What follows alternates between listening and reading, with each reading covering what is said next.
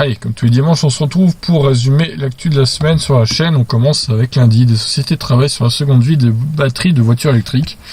Donc principalement, l'idée serait de les réutiliser pour stocker de l'énergie solaire, comme la plupart du temps ça se fait. Donc voilà, je vous laisse découvrir la vidéo pour plus de détails. On poursuit avec un train fonctionnant à hydrogène en développement en Corée du Sud. Alors les trains, c'est déjà électrique, donc est-ce qu'il y a vraiment besoin d'avoir des trains hydrogène? On m'a dit dans les commentaires que certaines zones ne peuvent pas accueillir de caténaires pour les trains, donc oui, c'est pas idiot. Donc évidemment, ça ferait des coûts en moins pour installer tous ces trucs là qui pendent, les câbles, etc. Bon, à voir, à suivre. L'idée paraît pas scandaleuse quand même, mais bon. Continuons. On poursuit donc avec la Peugeot i208 qui s'est fait recharger sur une borne Unity en Allemagne par un youtubeur allemand. On a pu voir la vitesse max de recharge qui est de 100 kW. Ça tient quelques minutes, donc c'est pas mensonger de la part de Peugeot. Donc bon, sur la fin ça ralentit pas mal quand même. Ce qui fait qu'au final la vitesse moyenne de recharge n'est pas extraordinaire. Mais bon, ça monte à 100 kW, donc c'est bien. Ils ont pas menti Peugeot. Alors Tesla réduit la durée de ses garanties pour les batteries des modèles S et X. Donc c'était 8 ans ou 240 000 bornes avant, maintenant... Enfin, maintenant c'est ça, avant c'était kilométrage illimité ou 8 ans. Et maintenant donc c'est 8 ans ou 240 000 km, donc c'est plus kilométrage illimité. Petit coup dur hein, pour les modèles S et modèles X neuves qui vont se vendre à partir de maintenant. On poursuit avec Tesla toujours. Le plus grand site de superchargeur d'Europe sera en Allemagne. Et oui, ce sera en Allemagne jusqu'à 40 bornes, donc même dans le même lieu, ce qui est extraordinairement énorme. Et voilà, c'est pas en France qu'on verra ça pour l'instant, j'espère que ça arrivera, mais pour l'instant ce sera l'Allemagne qui aura la primeur de ce superchargeur géant.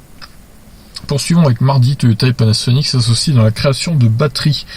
Donc ils vont créer une société conjointe et du coup, dès le 1er avril, c'est pas un poisson d'avril, hein, mais ils vont créer ça et ils vont s'associer donc pour créer de nouvelles batteries.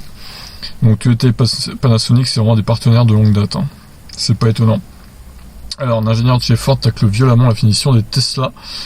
Il a posté ça sur Reddit et du coup ça a été supprimé depuis, mais il va pas de main morte l'ingénieur concernant les finitions des voitures américaines. Donc on a fait un petit point sur la bourse aussi avec Tesla qui affole les compteurs de la bourse américaine. C'est monté jusqu'à 900 $ l'action. Bon là on est dimanche, ça a bien baissé depuis, mais ça fait un peu le yo-yo, hein. Les actions Tesla ça monte, ça descend. Donc voilà. Pas simple de s'y retrouver quand on connaît pas trop la bourse. Poursuivons avec mercredi. Mercredi donc une aide pour les véhicules électriques d'occasion aux Pays-Bas. Et une aide qui irait jusqu'à 2000 € et 4000 € sur les VE9 aux Pays-Bas. Donc Pays-Bas, hein, un beau pays pour les véhicules électriques parce qu'ils ont pas mal de bornes aussi là-bas. Bornes rapides, donc c'est plutôt un endroit sympa pour les véhicules électriques. Alors sur un site, ils ont fait un comparatif d'autonomie de différentes voitures électriques en ville, sur route et autoroute. Voilà, moi les chiffres sur ce site ils me paraissent un peu bizarres, surtout sur les autonomies en ville. Je sais pas trop comment ils ont mesuré tout ça, mais 317 km par exemple pour une nouvelle Zoé, ça m'étonne un peu. Donc je vous laisse aller voir la vidéo hein, et vous faire une idée sur les chiffres, mais ça me paraît peu probable. La ville de Grenoble lance des aides pour le rétrofit d'utilitaires en électrique, donc ça c'est jeudi. Une bonne initiative donc. Plusieurs types d'aides hein, seront disponibles et pas que pour les utilitaires électriques. Je vous laisse aller découvrir ça. Tesla pourrait construire une nouvelle Gigafactory au Texas. Et oui, ça ferait donc une 4e Gigafactory Made in Tesla qui pourrait donc voir le jour au Texas. Et voilà, 3e donc aux États-Unis. On va suivre ça de près.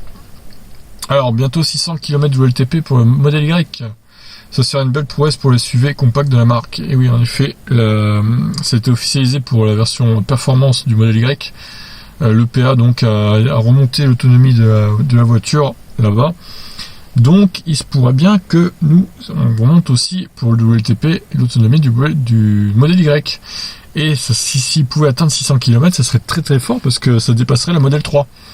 Et alors que c'est un SUV, donc là ça sera un sacré coup pour Tesla. Tesla veut lancer une plateforme de covoiturage avec chauffeur.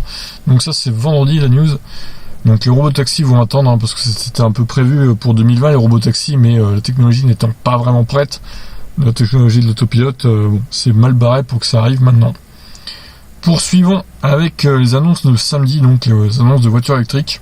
J'ai pas vu de Model 3 ce samedi, donc j'ai vu pas mal d'autres voitures électriques, mais voilà, 46 pages en tout cas, j'ai fait ça vite, ça dure que 20 minutes comme vous pouvez le voir. Donc je pense que tous les samedis je ferai ça assez vite, parce que j'en ai un peu marre moi aussi de me taper 45-50 minutes de vidéo. Chaque samedi c'est un peu long, même pour moi. Poursuivons donc avec le top 20 mondial des meilleures ventes de voitures électriques en 2019. Donc évidemment la Model 3 est leader largement, c'est pas une surprise.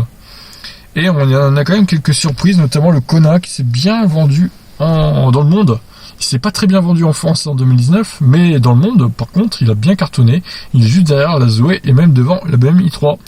Donc c'est plutôt un beau succès ce Hyundai Kona dans le monde. Je vous laisse aller découvrir tous les chiffres.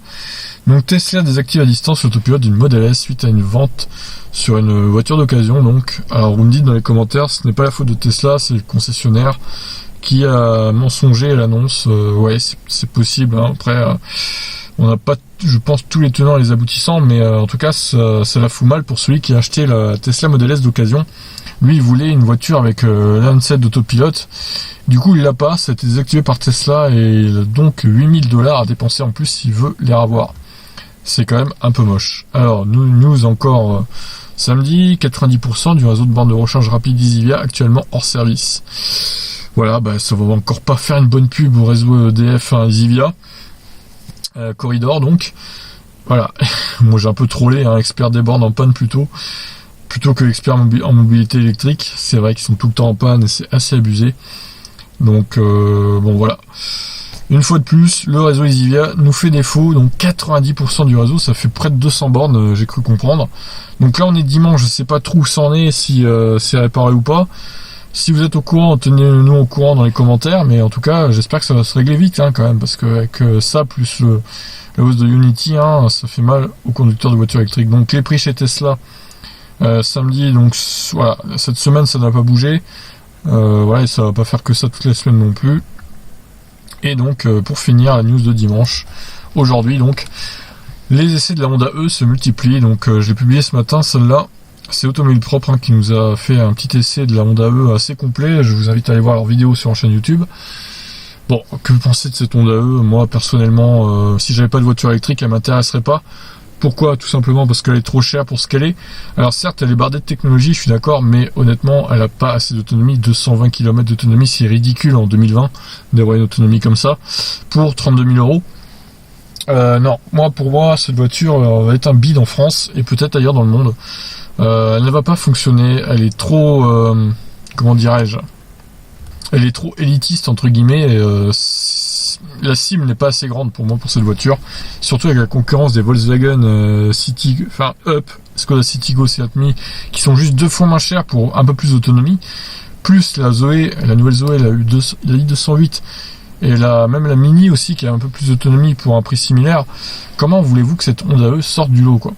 Ça va être compliqué. Bon, en tout cas, je leur souhaite pas de mal, j'espère que ça va marcher pour eux, mais j'ai quelques doutes. Voilà tout pour cette semaine, je vous laisse réagir. Ciao.